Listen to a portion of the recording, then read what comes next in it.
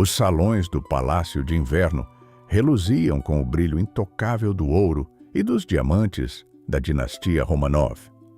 Sob o teto da corte mais opulenta da Europa, o tempo parecia ter parado em um eterno conto de fadas absolutista.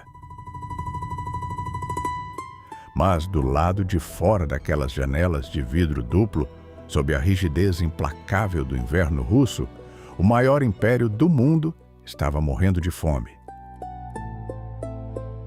3 séculos de poder absolutista, sustentados pela crença de que o Tsar era o próprio representante de Deus na Terra, estavam prestes a colidir com o desespero de milhões de pessoas levadas ao limite humano. O colapso da Rússia não foi um acidente político ou um golpe de sorte de revolucionários isolados.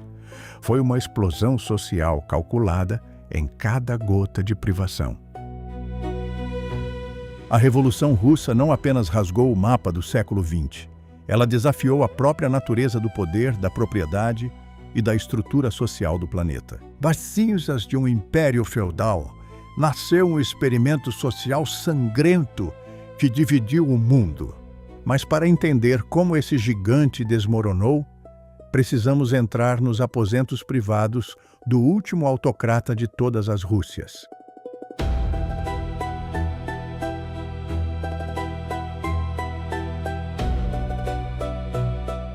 A Rússia, no início do século XX, era uma contradição viva, um gigante com pés de barro.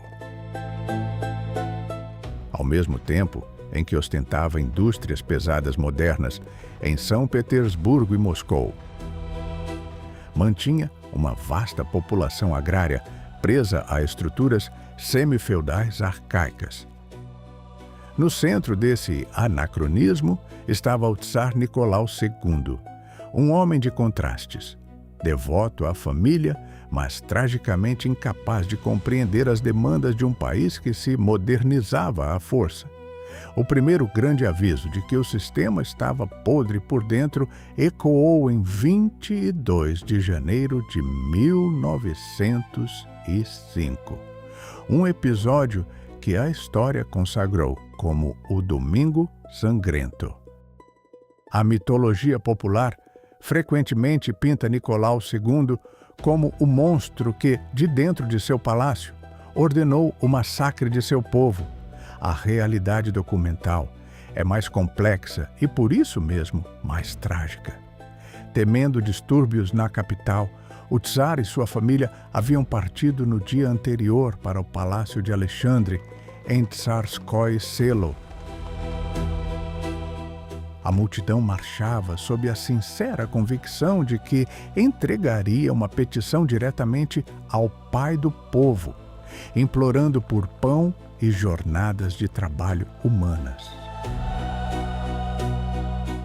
Mas o comando militar de São Petersburgo e os ministros do interior mobilizaram cerca de 10.000 soldados, incluindo cossacos e a guarda imperial, com ordens estritas de bloquear o avanço das colunas de manifestantes antes que estas convergissem para a Praça do Palácio. A imperícia dos oficiais e o pânico diante da escala da multidão resultaram em uma carnificina. Disparos a queima-roupa no portão de Narva e cargas de sabre na Ponte Troitsky deixaram um saldo histórico, documentado de 143 a 234 mortos, tingindo a neve da capital de vermelho. O vínculo místico e sagrado entre o povo e a coroa foi quebrado naquele dia. O Tsar não precisou ordenar os disparos. Seu posterior silêncio e a aceitação do massacre selaram seu destino. Ele deixou de ser o protetor para se tornar o opressor. Dentro dos muros imperiais, o isolamento era total. O único herdeiro do trono, o Tsarevich Alexei, sofria de hemofilia, uma doença genética que transformava qualquer pequeno hematoma em uma hemorragia interna potencialmente mortal. Consumida pelo desespero e pela culpa, a czarina Alexandra buscou refúgio no misticismo. Foi nesse vácuo emocional que Grigori Rasputin, um camponês siberiano com fama de curandeiro, ganhou acesso à intimidade da corte. As palavras calmas de Rasputin pareciam, por hipnose ou efeito placebo, conter as crises de sangramento do menino.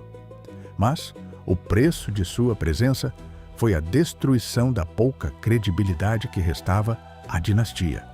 Para a aristocracia e para o povo, a influência política de um monge exótico sobre as decisões de Estado era o sintoma definitivo da decadência moral dos Romanov. A tempestade estava armada. Faltava apenas o estopim geopolítico. Em 1914, as engrenagens da Primeira Guerra Mundial começaram a girar. Nicolau II viu no conflito uma oportunidade de ouro para unificar a nação sob o manto do patriotismo eslavo. Mas a guerra industrial do século XX não perdoava o amadorismo logístico. O exército russo, embora gigantesco em número, era uma força obsoleta. Soldados eram enviados para as linhas de frente sem botas adequadas, sem uniformes de inverno e, em casos extremos, sem fuzis, orientados a esperar que seus companheiros morressem para recolher suas armas do chão. Diante do desastre humilhante na Batalha de Tannenberg, Nicolau II tomou uma decisão fatal em setembro de 1915. Assumiu o comando nominal direto das Forças Armadas. A historiografia popular costuma dizer que a presença do czar no fronte causou colapso militar imediato. A realidade dos arquivos mostra um cenário diferente. No fronte, as operações práticas passaram a ser coordenadas pelo brilhante general Mikhail Alexeyev, cujo planejamento conseguiu a estabilização das defesas e o sucesso da ofensiva Brusilov. O verdadeiro desastre da decisão do czar foi político. Ao se transferir fisicamente para o quartel-general em Mogilev, Nicolau II criou um vácuo administrativo insustentável em Petrogrado. O governo da capital ficou sob o controle direto da czarina Alexandra e de Rasputin. A interferência arbitrária do monge nas nomeações de ministros e as suspeitas públicas sobre a lealdade da czarina, que tinha origem alemã, alienaram a Duma, a burguesia e a própria aristocracia tradicional. O regime esvaziou-se de legitimidade interna. Em dezembro de 1916, em uma tentativa desesperada de limpar o nome da dinastia e salvar a monarquia de sua influência, um grupo de nobres leais à coroa decidiu agir. Grigori Rasputin foi brutalmente assassinado em um complô aristocrático, sendo envenenado, baleado e jogado nas águas congeladas de Petrogrado. Mas o sacrifício foi em vão. O estrago na autoridade moral dos Romanov já era definitivo. O inverno de 1916 para 1917 foi implacável. O sistema ferroviário rústico colapsou. O carvão sumiu e o trigo apodrecia nas estações rurais por falta de transporte. Em Petrogrado, a inflação disparou e as filas para comprar pão tornaram-se estopins de revolta. Em fevereiro de 1917, manifestações espontâneas, lideradas por mulheres operárias, desencadearam uma greve geral, que rapidamente converteu-se em rebelião aberta, quando as tropas da guarnição militar de Petrogrado recusaram as ordens de repressão e uniram-se aos manifestantes. O poder da autocracia evaporou em 5 dias. impedido de retornar à capital pelas forças ferroviárias revolucionárias que controlavam os trilhos, o trem imperial foi forçado a desviar para a estação ferroviária de Pskov. Foi no interior desse vagão-leito, sob a pressão fria e unânime de seus generais e de delegados da Duma, que Nicolau II compreendeu que o fim havia chegado. Na noite de 2 de março de 1917, ele assinou seu manifesto de abdicação. Devido à gravidade da hemofilia de seu filho Alexei, Nicolau abdicou também, em nome do menino, transmitindo o trono ao irmão, o grão-duque Michael, que recusou a coroa no dia seguinte. 3 séculos de dinastia Romanov desmoronavam em uma plataforma de trem. Um governo provisório assumia o país, mas cometia o erro político mais caro da história moderna. Decidiu manter a Rússia na Guerra Mundial. A decisão do governo provisório de continuar o massacre nas trincheiras abriu as portas para o radicalismo. Percebendo essa fraqueza geopolítica, o alto comando do Império Alemão arquitetou uma jogada audaciosa. Patrocinou o retorno do líder bolchevique Vladimir Lenin, que vivia exilado na Suíça. A historiografia romântica fala em um trem blindado, sugerindo uma fortaleza sobre trilhos. A realidade dos fatos é que Lenin viajou em um trem selado.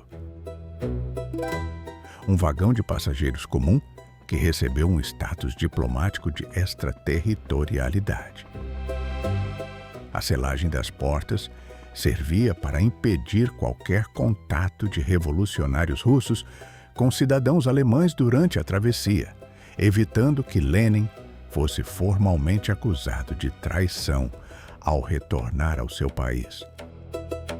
Por décadas, adversários dos bolcheviques tentaram pintá-los como meros espiões pagos pela Alemanha, baseando-se nos infames documentos Sisson, que as análises arquivísticas modernas provaram ser falsificações grosseiras de pós-guerra. Berlim queria fechar a frente oriental a qualquer custo. Lenin queria os recursos e o transporte para chegar a Petrogrado e iniciar uma revolução socialista global que, segundo seus planos teóricos, acabaria por derrubar o próprio Império Alemão. Ao desembarcar na estação Finlândia, em abril de 1917, Lenin chocou até mesmo seus aliados ao lançar suas diretrizes fundamentais, as Teses de Abril. Ele rejeitou qualquer colaboração com o governo provisório e sintetizou as necessidades do povo em 3 palavras cirúrgicas: paz, terra e pão. Para os soldados que queriam voltar para casa, para os camponeses que queriam terras e para os operários famintos, aquele discurso era a única saída racional. Enquanto o governo provisório se esvaziava em novas ofensivas militares desastrosas na Europa, a liderança tática dos bolcheviques passava para as mãos de um estrategista brilhante, Leon Trotsky. Trotsky assumiu o comando do Soviete de Petrogrado e começou a estruturar uma força paramilitar disciplinada, os Guardas Vermelhos. Ao contrário da imagem de um levante caótico e barulhento, a chamada Revolução de Outubro foi uma operação tática de precisão quase cirúrgica. Na noite de 24 de outubro de 1917, sob a coordenação de Trotsky, os Guardas Vermelhos ocuparam sistematicamente os pontos vitais da infraestrutura da capital. Correios, usinas de energia, estações ferroviárias e a central telefônica foram tomados quase sem disparos. O governo provisório descobriu que estava isolado antes mesmo de conseguir reagir. Na noite de 25 de outubro, o cruzador Aurora, controlado por marinheiros rebeldes no rio Neva, disparou um único tiro de canhão de festim. Era o sinal combinado. Os guardas vermelhos cercaram o Palácio de Inverno. A resistência foi mínima. Os poucos cadetes e o batalhão de mulheres que defendiam a sede do governo cederam diante do isolamento político. Os ministros foram capturados e presos. No dia seguinte, Lenin anunciava ao Congresso dos Sovietes a destituição do antigo governo e o início da centralização da economia e da abolição da propriedade privada. A utopia socialista havia tomado o controle do maior país do mundo. Mas a tomada de Petrogrado foi apenas o prólogo de um pesadelo ainda maior. A assinatura do Tratado de Brest-Litovsk, que garantiu a saída da Rússia da Primeira Guerra Mundial, custou a perda de seus territórios mais férteis e industrializados.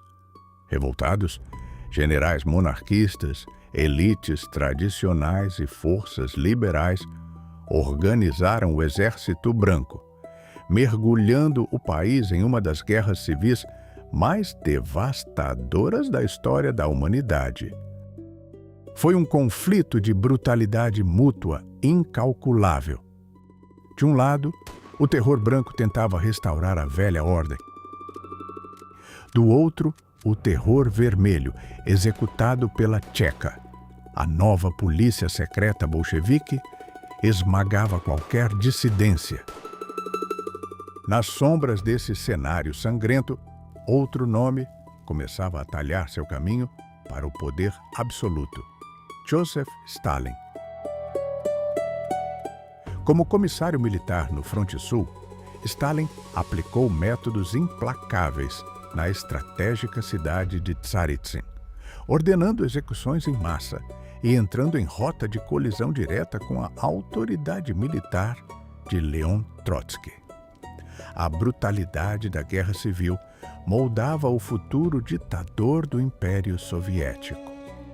A historiografia moderna estima o custo humano dessa guerra civil em uma faixa assustadora, entre 7 e 12 milhões de mortos, a grande maioria vítima de surtos epidêmicos de tifo e da fome generalizada provocada pelos confiscos forçados de grãos do chamado comunismo de guerra. Foi nesse cenário de paranoia e violência extrema que o destino final dos Romanov foi selado. Confinados na casa Ipatiev, na cidade de Ekaterimburgo, nos Urais, Nicolau II, a czarina Alexandra, seus 5 filhos e 4 funcionários leais viviam sob vigilância estrita. Em julho de 1918, o avanço rápido das tropas do Exército Branco em direção à cidade gerou pânico no comando bolchevique local. Havia o medo real de que o antigo czar fosse libertado e transformado em um símbolo vivo poderoso para unificar as forças inimigas. A ordem de execução foi confirmada. Na madrugada de 17 de julho de 1918, a família foi acordada sob o pretexto de uma transferência de segurança e conduzida a um porão pequeno, úmido e de paredes grossas de pedra. O fuzilamento foi caótico e brutal. A fumaça densa da pólvora rapidamente preencheu o espaço confinado, reduzindo a visão. As filhas do czar não morreram com os disparos iniciais. Os diamantes, pérolas e joias que haviam costurado clandestinamente no interior de seus corpetes funcionaram como uma blindagem improvisada, fazendo as balas ricochetearem. Em meio ao horror e aos gritos na névoa de pólvora, os executores, liderados por Yakov Yurovsky, finalizaram os sobreviventes com tiros a queima-roupa na cabeça e golpes de baioneta. A ocultação dos corpos desdobrou-se em uma operação de horror forense. Inicialmente jogados em um poço raso na mina de Ganina Yama, os restos mortais foram exumados na noite seguinte, devido ao risco de descoberta por camponeses locais. No caminho para minas mais profundas, o caminhão de transporte atolou em uma área pantanosa na floresta de Koptiak. Sob a urgência do tempo, os bolcheviques cavaram uma vala comum na própria estrada. 9 corpos foram desfigurados com ácido sulfúrico e cal viva para impedir a reconstituição forense. Enterrados sob a terra e cobertos com dormentes de madeira sobre os quais o caminhão passou repetidas vezes para achatar o solo. Para dificultar rastreamentos futuros, os restos mortais de Alexei e de uma de suas irmãs, identificada pelas análises forenses russas como Maria, foram queimados em uma fogueira separada e enterrados em uma cova menor nas proximidades. A linhagem dos czares estava sepultada sob o esquecimento forçado.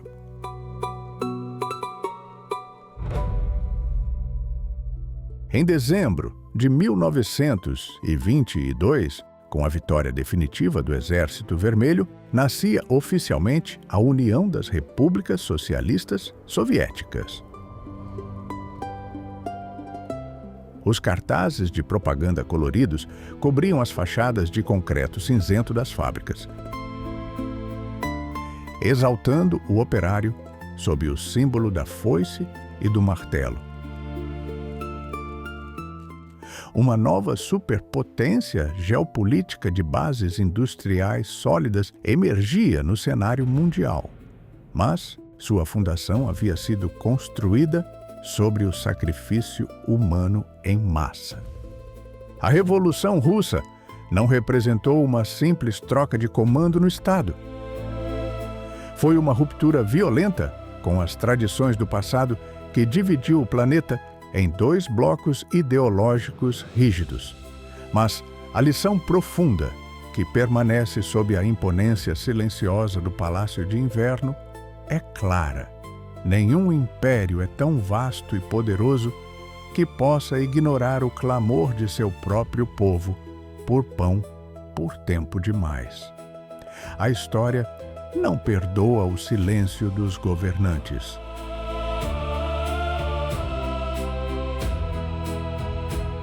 Se você estivesse nas ruas congeladas de Petrogrado em 1917, diante do colapso de tudo o que conhecia, você apoiaria a promessa de um novo mundo ou temeria o caos? Comente a palavra Aurora aqui embaixo para eu saber que você chegou até o final.